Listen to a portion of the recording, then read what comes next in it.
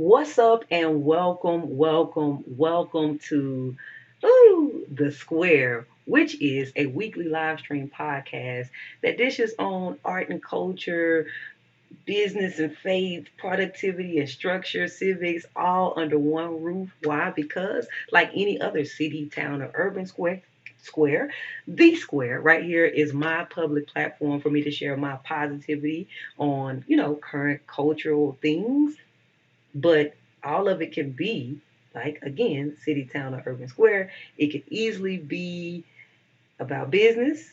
An urban square could easily be about entertainment. A town square could easily be about civics. All of that usually happens in one place. And so that is what's going on right here on the square with upliftment by yours truly, ShySpeaks. What up, though? I still can't believe we actually have a live stream. This is bananas to me. Like, so without further ado, let's go.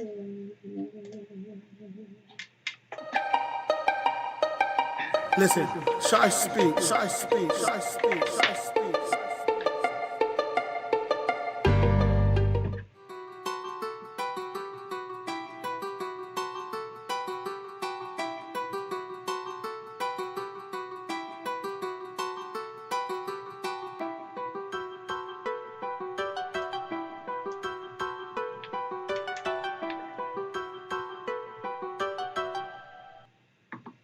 If you have ever been fatigued and needed motivation to keep going, you probably heard somebody around you say this term: winners never quit.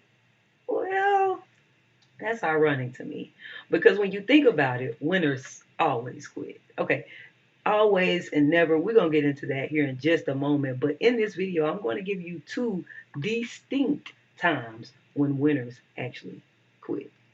Yes, if you're a winner, you want to watch this because you need to know about the time that you should be quitting. And if you're a quitter, then yeah. Anyway, let's go. Listen, Shy speaks, Shy speaks, Shy speaks, Shy speaks. All right, so question number one is, how does winning and quitting go together? That's a really great question. I would love to grapple with you. Let's go. Number one, okay, when we hear the term winners never quit, it kind of can serve as a motivation for us, but it can also serve as a little bit of a distraction because we'll begin to hold on to all these different things, afraid of actually quitting, thinking that, no, I mean, I'm not letting go anything go. And so what's happening is, on your pursuit towards this goal and this purpose and this destiny that you're trying to fulfill, you have these things that we call weights that are holding you down that you probably need to let go of, i.e., some things you probably need to quit. Yes, there are some things that you probably need to quit. So let me give you two distinct reasons. Number one, here we go. Winners always quit things that do not benefit them. I know it sounds like I was going to give you something crazy, but it is crazy because if it does not benefit themselves, if you're a real winner, you're going to have to take that off. Have you ever seen somebody doing something in a sporting event and they're trying to get it done, but they're whatever they have on the jersey or some kind of extra paraphernalia is getting in the way, they will rip that thing off so quickly. Ask LeBron, he take that headband. I mean, there's always something that has to go, but I'm saying that in a joking manner. But seriously, winners always quit things that do not benefit themselves. There's this thing that happens in society right now where it's like, hey, it's legal, right? Just because something legal doesn't mean that it is permissible. That's another scripture I had to drop right there on you. All things are lawful, but not all things are beneficial. At some point, when you're really winning, you're not doing things like, I'm not harming anybody. There ain't nothing wrong with it. It's not against the law. It's not about it being bad. It's how beneficial is this to me, right? So if I am trying to achieve anything, athletics aside, right? If I'm trying to achieve anything, let's just say, for example, it's a fitness goal or a health goal or something like that. If this particular exercise is not benefiting me, I'm quitting it. If this particular food is not serving me towards the fitness goal and the physique goal that I'm trying to get to, I'm quitting it. Because why? I'm trying to win at what I'm trying to accomplish. I mean, I'm making it simple, but and I use the body and athletics and sports and physical because it's so wrapped up and so easy to understand in that regard. But oftentimes we don't believe that winners actually quit. They really do. They quit things that do not benefit them. Second thing, very distinctively, winners always quit things that do not serve, that does not serve their higher purpose or their higher calling. Here's what I mean.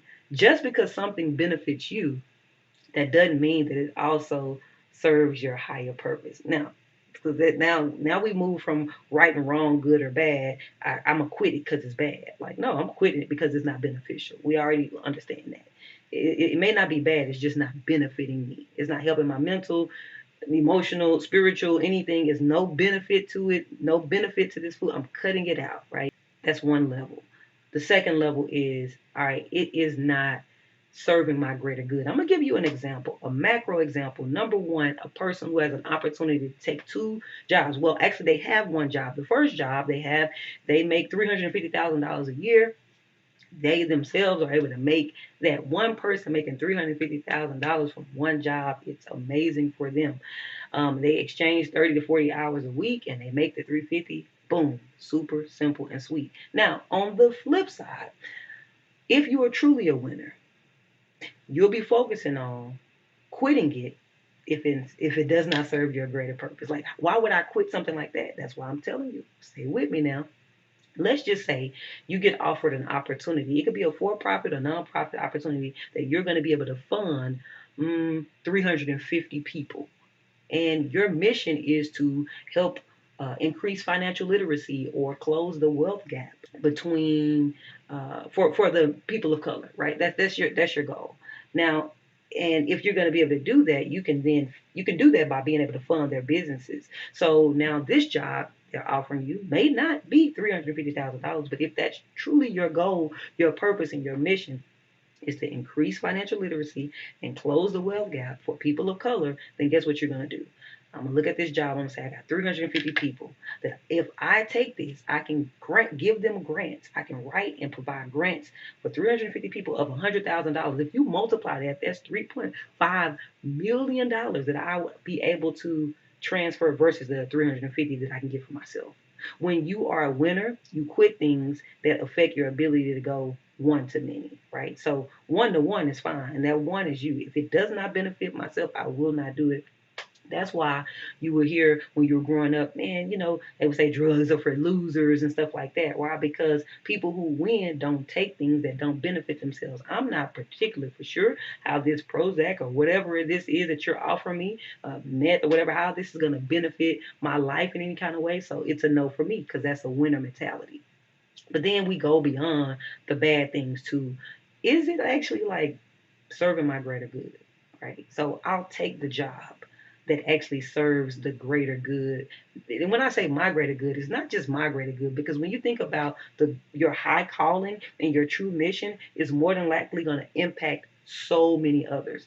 Now, let's rewind it. Maybe it's not impacting 350 people versus one, because that's an extreme example. I'll give you one small example of how winners quit things on a daily basis. I actually follow some online mentors, and one of them said you should be focusing on faith, fitness, finances, and family. If it doesn't affect those quadrants, then it doesn't matter. So in some kind of way, we're all in a season of focusing on one or the other. All of those always matter at all times. I get it. But maybe in certain seasons, one matters more than the other. So maybe you're in a season of family. If you're in a season of family and you're like, hey, I'm trying to really enrich my family, I'm really trying to grow what we have going on here, I'm trying to leave a legacy, I'm trying to make sure I'm transferring information and wealth and all this kind of stuff. So you have to spend time with your family. Guess what you're going to do? You're going to quit working late. I'm going to quit working late, right? If I work late, that gives me 1 or 2 hours of work that pales in comparison to the higher purpose and the higher mission that I'm on at the time, which is my family. I can spend an hour to 2 hours talking, eating with, planning, playing, any of that with my actual family because that's what I'm focused on. So I will forego this so that I can do that. And I'm not just saying forego it once. You will literally quit it altogether. Man, I think about it myself. I look at me as an artist, and every single day I have the opportunity to decide if I'm going to check emails for an hour or if I am going to write songs, music, and poetry, scripts, and all that kind of stuff for an hour. For me, either way it goes, it's going to benefit me, right? But here's what I've done. I've quit checking emails for an hour so that I can write for an hour. Why? Because I have the ability, a creative ability, to communicate to people via art, and it inspires them towards positivity, so towards something spiritual. It enriches their faith. It edifies them in some kind of way. So guess what? I'm making more impact when I'm doing that. And I've hired somebody else to check the email because it still needs to be done. I just can't just quit doing it. But anyway, it will inform you on what to do when you realize that, listen, truly indeed, winners do quit some things. They just do. And it's not true that winners never quit. They quit the things that impede their progress. Hopefully, by now, you understand that and you've had a little bit of a paradigm shift and you've released this notion that I'm just holding on to everything that I want. It needs. If I'm doing it, no, no, no. Release it, let it go, quit it if it's going to stop you from winning. Listen, if you enjoyed this, I have more where this come from. I love talking about positive things and themes. So do me a favor, like this video, and I'll see you in the next one. Listen, ShySpeaks, ShySpeaks, ShySpeaks, ShySpeaks.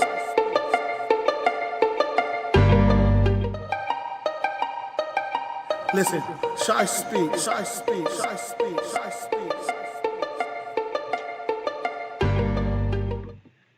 Make some noise, make some noise. Let's get it going. Come on, let's keep it going. Everybody, all together, let's make some noise and give a continuous round of applause for Sha'Carri Richardson. Ooh, one more time, Sha'Carri, this thing.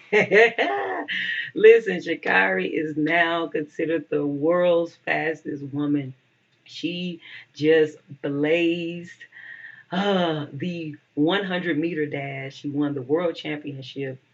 And it's not just any person winning the championship. Any champion needs to be praised. But I believe that Sha'Carri deserves even more praise. I feel like the claps are a little low. So we just going to keep it going a little bit more. Here, let's keep it going. The reason why, there are reasons why I believe she deserves even more praise than she just received. Some people say, well, she runs track. She's an athlete. She won. Clap it up. No, no, no, no, no, no, no, no, no, no, no, no, no, no. She deserves more. Why? Because she has defied the odds in such a way that it is amazingly crazy, like bananas. Like we're going to get into it. Let me show you a little bit of the race that she actually ran really quick. Let's show you what it looks like. Let's see. Here we go. Okay, here she comes. Can Shelley-Ann Fraser-Price deliver? She's got a good start, but watch Sharika Jackson. Oh, on the near side. It's an incredible performance from Sha'Carri Richardson. Her first global. Yeah, just like that. Straight like that. Yes, yes, yes, yes, yes, yes. It's so cool. Sha'Carri has won the 100-meter dash. Now, for those of you guys who are like, okay, she won, that's great. What's the big deal? Why is it such a big deal? Why is everybody posting it? Plenty of people have won the 100-meter dash this year or winning several things, but why is it all over the news? Well, because it is a big deal. And I'm going to explain why. So first and foremost, her first win, was an appearance, like, well, I don't say her first win, her first wins. Sha'Carri's first couple of wins, well, it wasn't just a couple. She won quite a few, but all of her wins and all of her appearances represented a smaller group of people. Black girls from the hood. She is from Dallas, Texas, a little part of Dallas that some of you guys probably know of as Oak Cliff. Listen, that's my hood. Okay, and not only that, she actually really kind of wears her hair in braids with like designs and all that kind of stuff. She wears the long nails that's very befitting of girls from the so she has that, and then she has the kind of talk and flair and southern drawl and all that kind of stuff that And she has this popping personality, outgoing, so to speak, and it's just been like it represents a very distinctive group of people. But I would say that's a small group of people. But this win, okay, somebody say this win right here is for a larger population. It represents the underdog, those who were counted out, those who were kicked while they were down, those who come from behind. Okay. And I want to talk about that because it's not just a regular win. This is not just a regular person winning the 100 meter dash. This is Sha'Carri, who, for context, for those of you guys, Sha'Carri a couple of years ago was disqualified from running in the Olympics because she was found to have a drug in her system, right? And the drug that she had in her system so happened to be marijuana, and that kind of went back to, remember I was saying she kind of represented, the black girls from the hood. Oh, look at her. And it came to this point where it was like, oh, look at her. She's ghetto. She's this. She's that. They had all these things to say, right? It was so much said about it. It made news all over the place, right? And I'm going to get into that. I'm going to get into the news and all that kind of stuff. But let's first start off with the fact that at the end of the day, she didn't just run a fast race. She came from behind. When I say came from behind, she has to say biological mother. I can pause right there and say that because I am a person who says, if you listen to me talk, I'll say, well, my biological mother this, or my biological mother that, or my mama here, my mama there, well, my biological mother. And what that says is that I actually have parents, I have people who raised me, and then I have a mother. Everybody has a biological mother, but people who have to say that, trust me, there is so much weight behind even having to phrase it that way. So she had, her mom, I believe, had some struggles, we'll put that way, that affected her ability to take care of Sha'Carri. And then I think her mom had some health issues. It was just a lot going on. And she began to cope with the situation in her own way. Very talented, very, very talented, but did not come from like what they say, a silver spoon was not in her mouth. She came from behind. I know you come from behind because your first setup for success is usually when you have both your parents and they give you this nice little nudge out into society and you set sail smoothly into the world going to conquer that. But that's not so when your biological mother or your biological father, as you would call them, did not do what society or really life says that they should have done. In fact, you had to get that from somebody else and you had to live here and there. And what all it comes with, trust me, I can guarantee you, you are not starting at the same place as everybody else who had both mom and dad, or who at least had mom. I know it from example. I know it from experience, not example. I am an example of coming from behind. So shout out to Sha'Carri for doing that. Number two, she was counted out. She was counted out. She was disqualified. And but here's the thing. There's one thing about this being disqualified. See, the Olympics say she's disqualified from competing this time, but they didn't say that she was counted out. She can always come back again later, right? But when you listen to the narrative of what people had to say, they were counting her out like, oh, damn, that's it. She missed the Olympics. She washed. She ain't gonna never bounce back from that. She's gonna be sitting up smoking. She gonna be more depressed. She gonna this, da da da. Dang. Oh, let me get it. She was imperfect, like all of us are. She made a mistake, like all of us do. She erred in her way, like all of us do. And some kind of way, she was counted out. And so, not only did she just win the 100-meter yard dash, she was coming from behind. She was counted out. And then, moreover, she was kicked while she was down. I said I was going to go back to who was kicking while she was down. I'm telling y'all, the media was going crazy. Okay. It was articles all over the place. Now, I will say that once she won, a few articles popped up, you know, but I believe there should be more, right? Because it's very hard to defy the odds of coming from behind. Ask me how I know. It's very hard to be disqualified and then counted out. Ask me how I know. And then it's all the more hard to be kicked while you're down. Most people never come back from one of those things, let alone three of those things. And she came back from all of those things. It takes a certain level of mental fortitude to be able to transcend those things, tap back into your gift, tap back into your sport, quit whatever needed to be quitted, whatever attitudes needed to go, whatever habits needed to go, whatever enhancements needed to go, whatever friends needed to go, whatever you were listening to that needed to go. You had to block out so much, so many things had to be, so had to, for she had to quit for her to be at this moment right now. And I just think that it deserves a round of applause. I don't hear enough clapping. It needs to be still going on. I'm saying that I'm not joking though. I seriously believe that she needs to be continued to spur it on because I think that this is just her first win. I think she's going to win again and again in several other ways, and not just on the field, but she's going to begin to do exploits off of the field. That's my foresight for her because of her personality. I believe this, and this is a bonus right here. This is not even a part of Jakari. This is for you who are watching this video. A setback is often a slingshot, okay, that is needed to fling you into the adversity that produces the character and the fortitude for you to walk flawlessly into your destiny. Okay, so that's not something that I looked up. I actually wrote that up myself. I believe that. I understand. I truly, truly believe that. And because of this, she has faced that. She's been tried. She came back. Not only did she come back and race again, but she won. Ooh, she didn't just win the race. To me, she won for so many people. She won for everybody who has been had to come from behind, who's ever been kicked while they were down, who has ever been counted out. That's what she represented. This is going to go down in history books.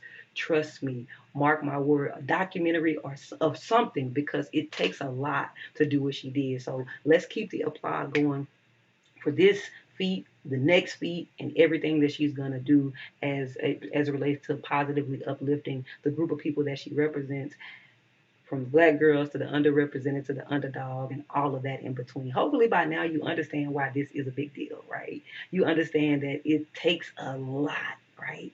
And if you disagree with me, I'd love to hear it. You think that, hey, that you don't deserve that much applause, just enough. That's a little bit is fine. It's a little bit is fine. If you believe that, drop me a comment. I would love to hear your perspective. I might write you back.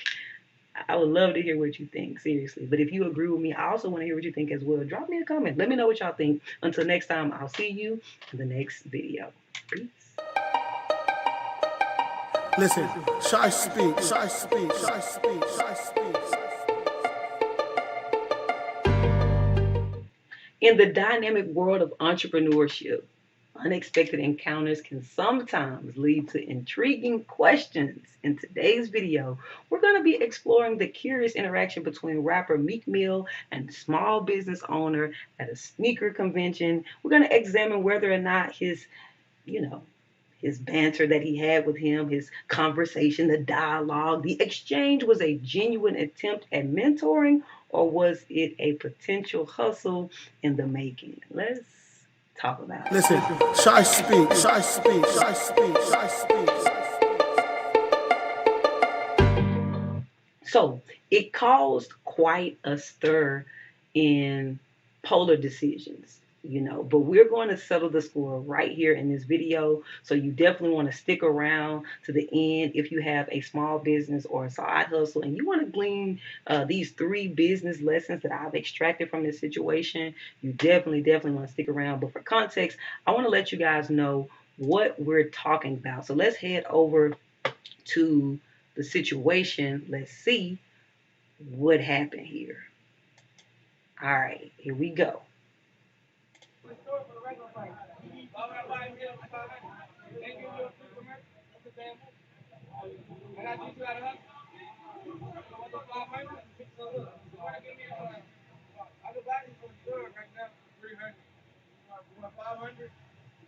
a bad move. I'm gonna buy it from you, but that's a bad job. You gotta come down. I'm supposed to give it to me now. Hello, get the commercial. Boom. I might come back and buy more. We're not gonna pick at.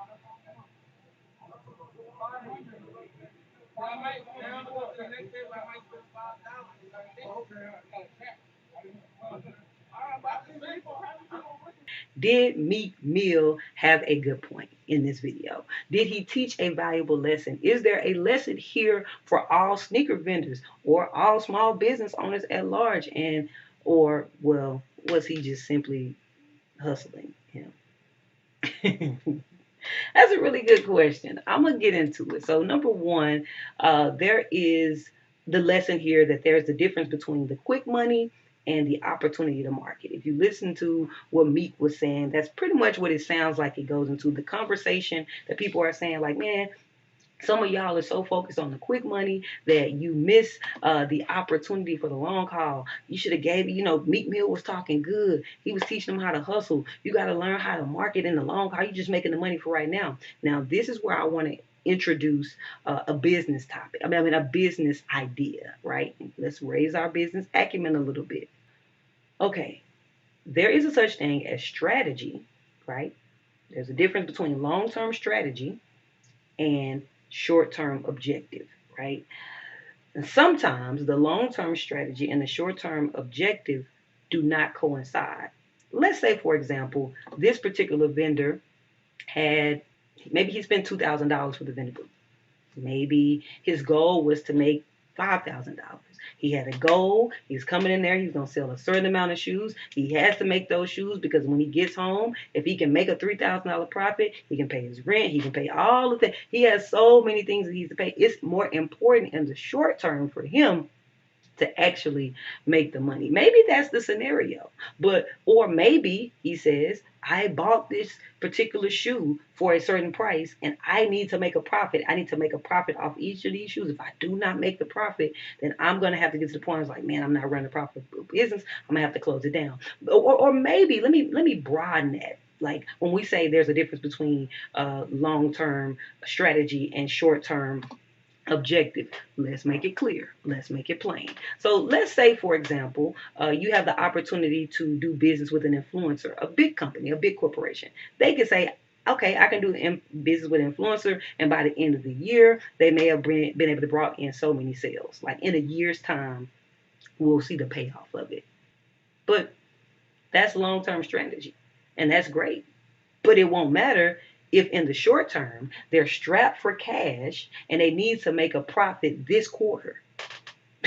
If we don't make profit this quarter, we don't make payroll. If we don't make a profit this quarter, we don't pay our taxes. We don't make a profit this quarter. And that happens not just for small business owners. That happens on a greater corporate level. Ask me how I know. Before I was an entrepreneur, creative entrepreneur, I used to work and I used to oversee bigger budgets. And there are times that if this doesn't come in right now, then we won't be able to do this objective. So it's more important for us to focus on making this revenue. The long game is not on our mind at this time. So when it comes to whether or not Meek was trying to hustle him or was he teaching him a valuable lesson and all that kind of stuff right here, just off the topic, what people are saying, quick money versus the opportunity to market, that only matters when the strategy and the short-term objective are in cahoots. But sometimes they're out of sorts, right? So now I'm not going to give him a point for teaching or a point for hustling or anything like that, but I do want to keep watching it because I think there might be a lesson there, but I also see the hustle. Let's watch it.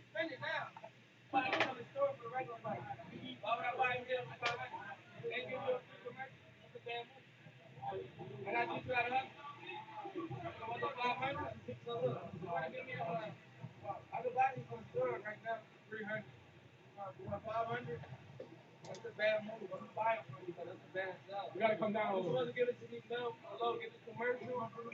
I might come back and buy more. I mean, it was sounding good, get the commercial, but you're supposed to give it to Meek Mill for the low. Wait a minute, are you just trying to use because you Meek Mill? I don't know. But no, I don't want to. Let me not, because maybe, let me see. Now, let's make sure.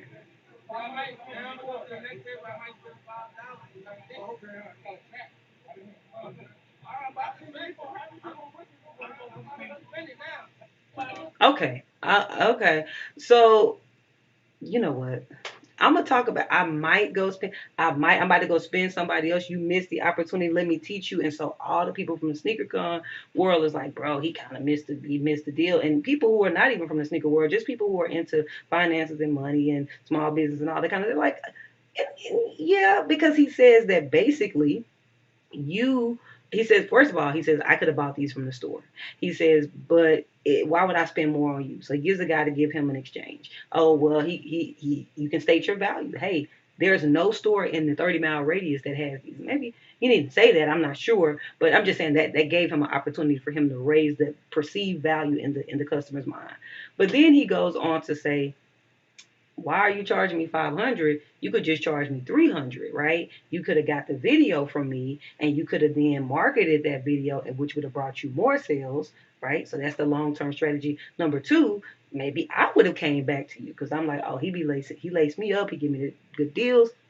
I'll come back to him and spend even more money. All right, so I want to talk about the fact that there is a lesson to be learned there, right? There's a little bit of a lesson there. But let's get into the actual business lessons. And all the business lessons here is all about sales and overcoming objections and pricing and so forth and so on. I actually have to do a video reference by my guy. His name is Alex Monzi. He is, man, yeah. They don't ask. If you seed that you want them to refer business to you, say, hey, by the way, you might not know this, but my business is majority referrals. And so this is my price for you right now. But if you can send me 2 other people who want to do whatever the thing is that I'm giving you right now, I have this price. And this is what 80 or 90% of my customers actually pay. You can buy this now, and I'll rebate you back this in terms of extra work, or I can give you a straight check, whatever works better for you. And I'll also give your friend a discount as well. So they're not feeling like you're pimping them out to just save yourself money. They're actually getting a discount too. If someone asks for a discount, even if they don't ask, if you seed that you want them to refer business to you, say, hey, by the way. All right, so we see what he's saying. So basically, even if people don't ask for a discount, and that's what I want to get to. Here's the business lesson, the sales lesson. You should have an alternative sales price that exchanges other value. Not necessarily that I'm just discounting it, but if you listen to what Alex said, Alex says, hey, this is what 80 to 90% of the people pay, right? And then this is what this group of people pay, right? Most of my business is based on referrals. So, but again, that first of all, in this context of the video, it seemed like a really short exchange. I don't know if they had a lot of time to do all that talking that Alice just done, but the point is that that's here for sneaker vendors from here on out. You should have a price. But be prepared because high profile people do come through these sneaker cons. Celebrities of sort. Meek Mill is a celebrity. I believe he's worth 20 something million or some kind of crazy amounts of millions.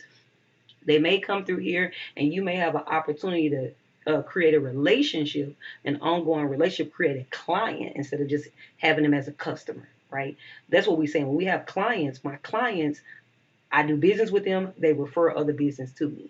But if you're just a customer, you're gonna just do this transaction and boom, you're gone. That's what Meek says. Don't customer it. You just made me a customer. You could have at this particular point in time, you could have did way more, right? So following the line of thinking, be prepared. This is my price. It's $500. But if somebody comes in here who I believe is willing to give me something that's $200 worth of value, right, 300 is going to be the cash price. 200 is going to be the value price. It would normally cost me $200 to get a video from this person, but they're going to sit here, do me a video. Maybe it says, hey, I'll give you this price for $300. And I'm going to actually pull you to the side over here. We got a little meeting area for the vendors. I'm going to shoot a quick video, and you're going to shout out my brand, my social handles, and so forth and so on. Tell people that they need to get their stuff from me because I got the good quality for the low and all that kind of stuff. So you could do that, right? And if that person says yes, then now I did not technically discount it because it costs what it costs. Somebody said it costs what it costs. Okay, it costs what it costs. Listen, I just exchanged value for you. And what I did is I just used you as an opportunity to get more customers. And so, but that has to match with the objective. So I do think that there was a lesson learned from there. But if I watch this video one more again from my hood lens and my, my hustle detector, this is what I see.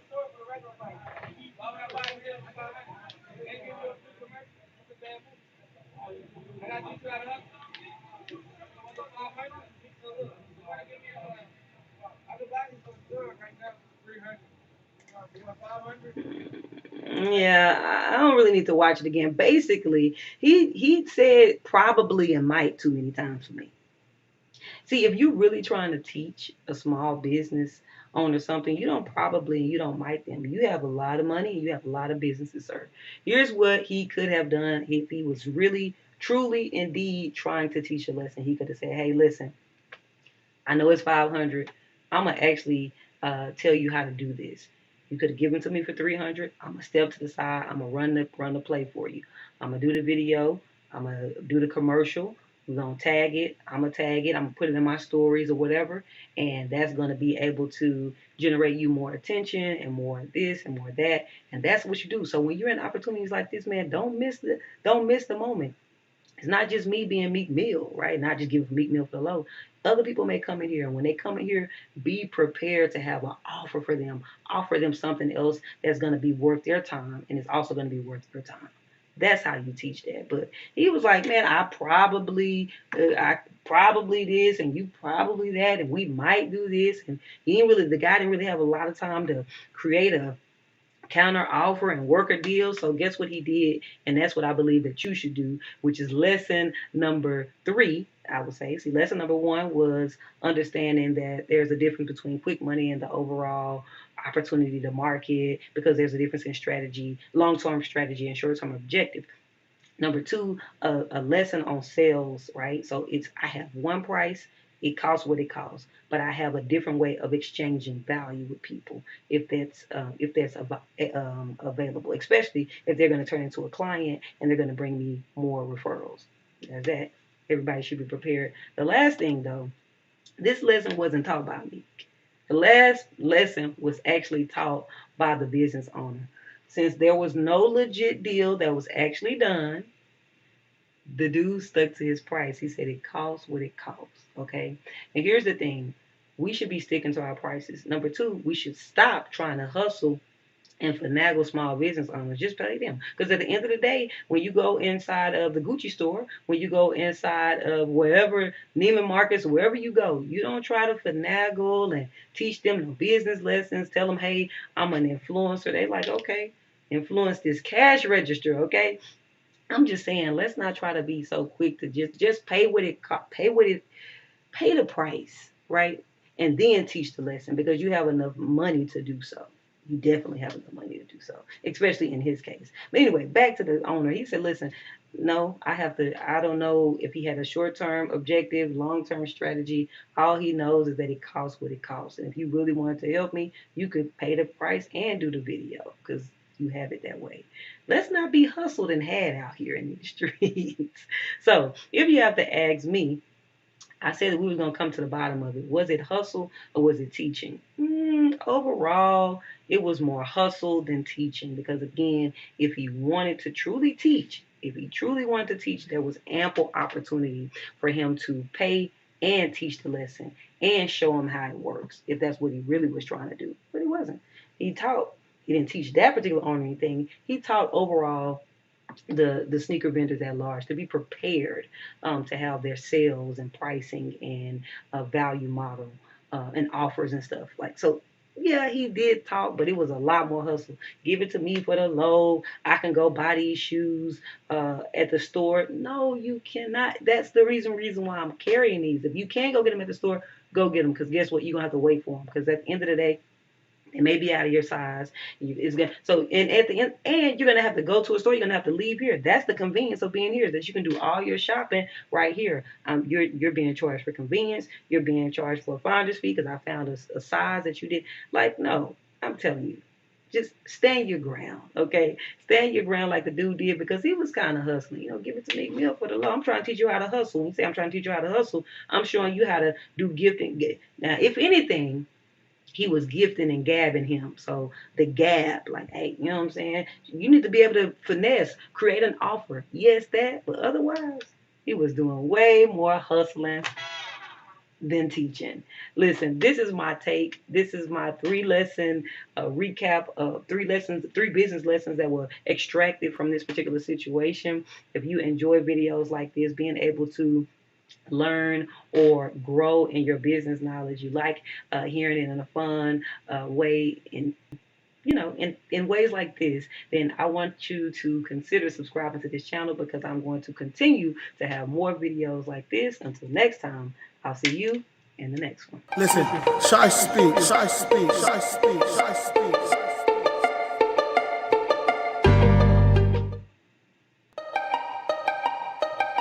Listen, ShySpeaks, ShySpeaks, ShySpeaks, ShySpeaks.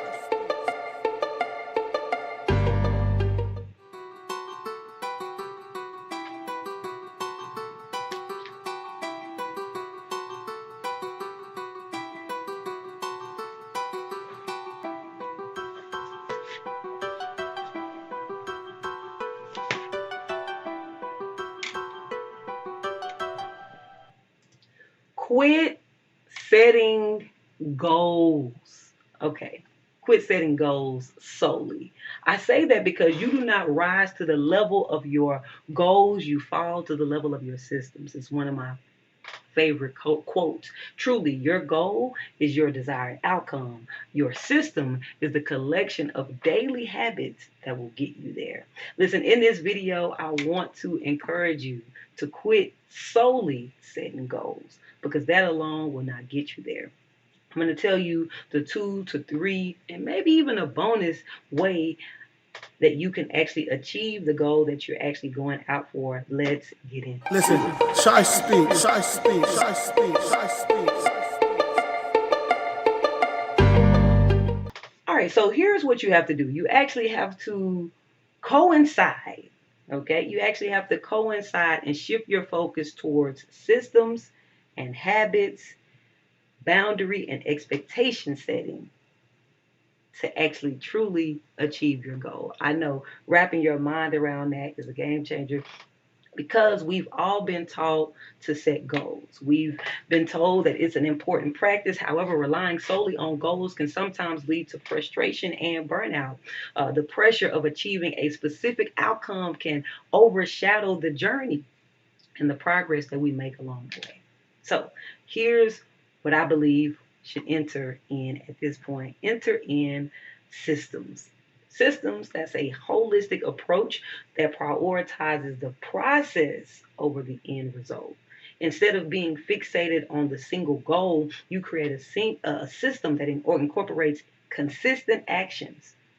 Okay, in this way, you focus on building a foundation of habits that lead to continuous improvement, increasing your chances of long-term success. Give you an example of system. System is a routine of a matter.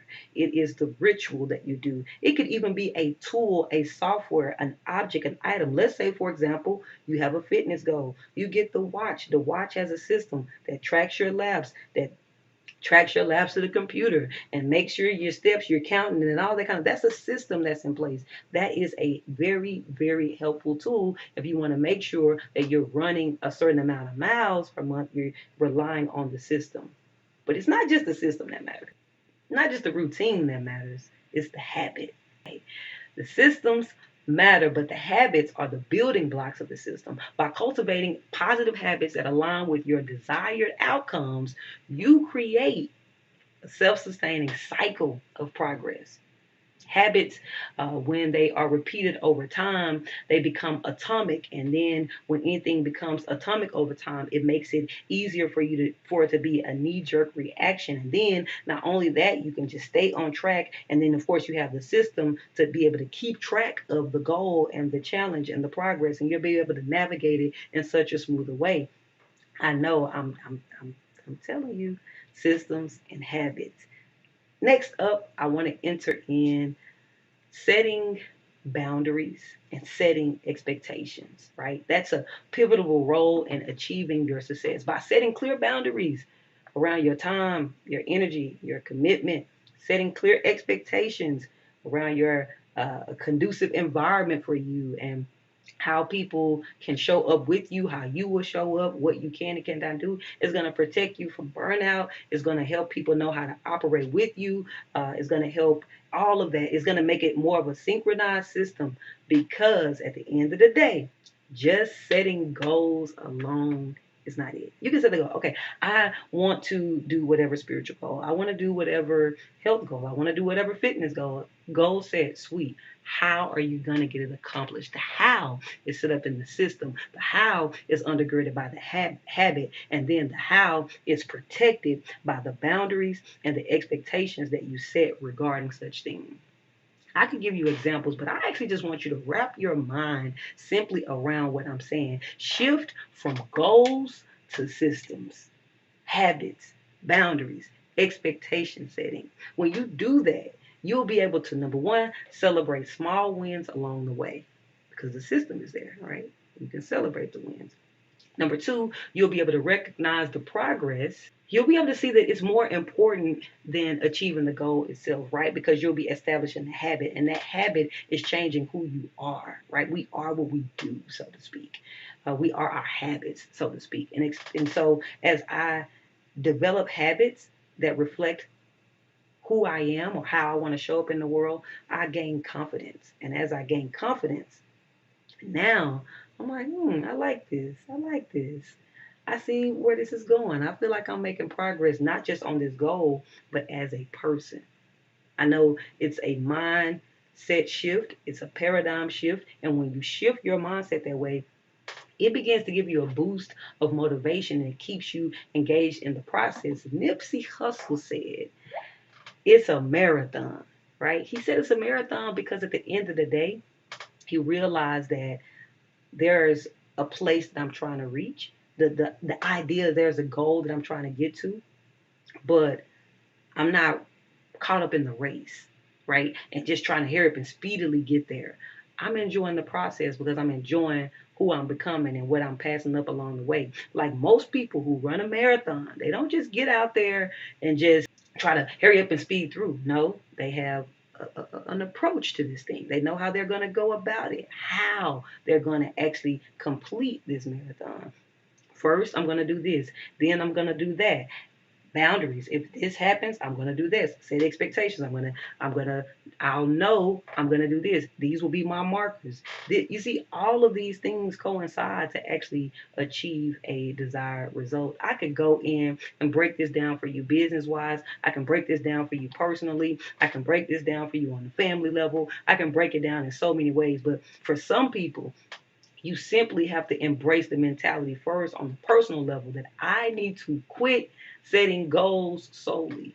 Every time I set a goal, I need to also set a system in place, a routine, a ritual, a software, some kind of something that's going to help undergird that goal. I also need to change or set a habit in place that's going to undergird that system. I also need to make sure that I have the right expectations set around me. I also need to make sure I have boundaries set. All of that has to happen in order for your goal to be achieved in a holistic way. Because at the end of the day, setting goals is a let me say, success is a holistic journey. And the path you take matters just as much as the destination. So go set a goal alongside a system, a habit, a boundary, and some expectations. Hopefully you enjoyed this video as much as I enjoyed giving it to you, and your paradigm has been shifted, your overall perspective has been lifted, and if you enjoyed it, consider liking this video. Please, please, and if you haven't already, go ahead and subscribe to the channel. I have more videos where this came from. Until next time, I'll see you in the next one. Listen, ShySpeaks, ShySpeaks, ShySpeaks, ShySpeaks. Listen. I still cannot believe that we actually have, I can't believe I have a live stream weekly podcast in the making, right? It's a live stream right now, but eventually this thing will be a full on podcast. And I started it. Why? Because winners always quit. I quit doing things that did not align with me. like it just didn't benefit me, right? It's like I'm trying to do short form content when I'm better at long form conversation. That's just me. So I quit doing that and I embrace something that actually serves me better, which is talking and dialoguing and going deep on ideas, which is why we are here. Also, the other thing is I believe that the news should do a better job, right, at highlighting positive things. The media, rather. And then I realized I could be media. What's stopping me from being media? So this podcast is media. It gives me the opportunity to highlight things and shed light on positive things that are going on. And even if there's something negative going on, it gives me the opportunity to shed positive light or extract something positive from the negative situation. I love and enjoy having the Square podcast. Can y'all clap it up for me one more time? Come on, come on, come on. Now, usually on the square, we end the episodes with the fountain because, like any town, city, or urban square, there's usually at the square some type of fountain. Most people use it as a wishing well or whatever, but here it's an opportunity for me to pour out some type of wisdom or nugget or scripture that you can take with you for the week. And the one that I want to share is the one that stands out to me the most, and that is, you do not rise to the level of your goals. You fall to the level of your systems. Your goal is your desired outcome.